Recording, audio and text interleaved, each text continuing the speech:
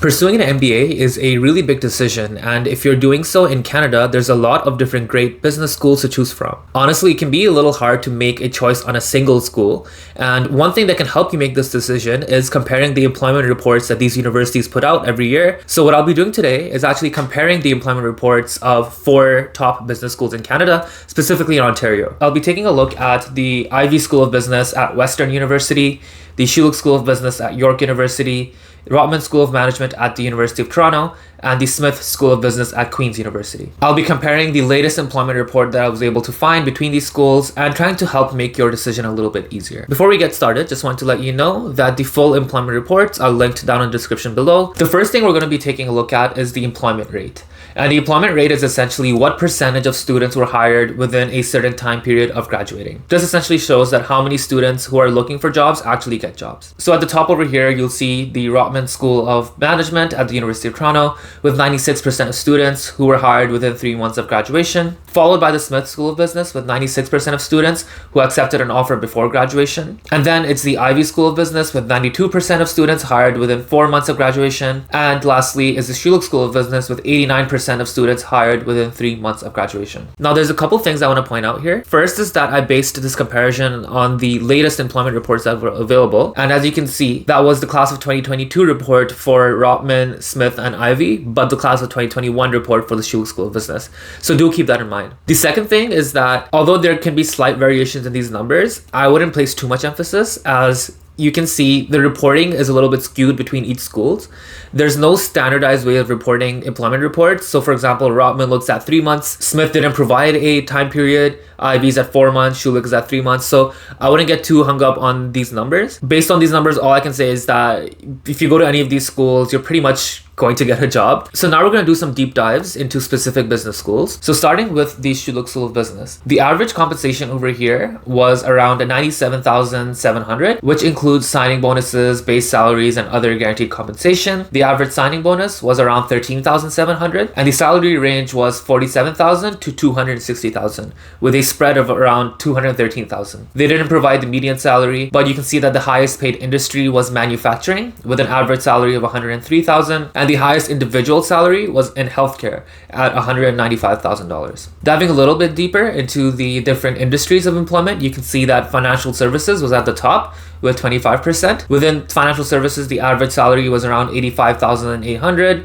Ranging from 51,000 to 120,000. The second most popular was consulting at 18% of students going into this field, with an average salary of 88,500, ranging from 58,800 to 120,000. And the third most popular industry was technology at 15%. So average salary here was 97,000, ranging from around 66,700 to 140,000.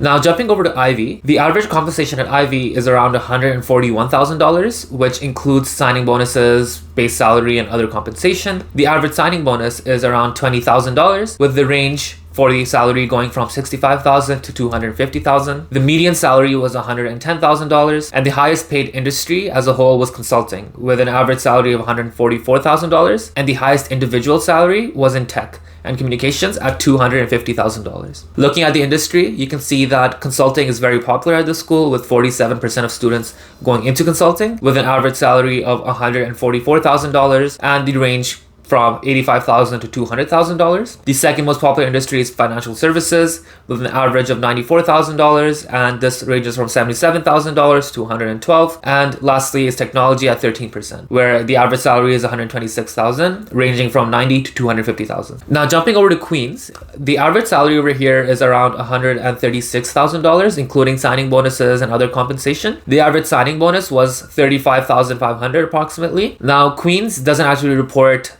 the same way other schools do, so the range and median weren't provided, but we can see the highest paid industry is consulting, with an average salary of around $97,600, and the highest individual salary was $200,000, but no industry was specified. Looking at the top 3 industries, you can see consulting is at the top with 51% of students going into this field, with an average salary of around $111,600. Financial services was next at 26% with an average salary of $93,000, and technology at 8% with an average salary of around $73,000. $1,000. Once again, you can see that the information is a little more consolidated. There's no ranges provided. The last deep dive we're doing is into the Rotman School of Management. Over here, the average salary is close to $140,000, including signing bonuses, base salary, and other compensation.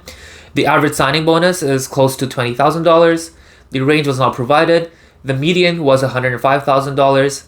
The highest paid industry was legal services with an average salary of $192,000, and the highest individual salary was not provided. Taking a look at the top 3 industries, financial services was at the top with 35% of students going into this field with an average salary of around $98,600.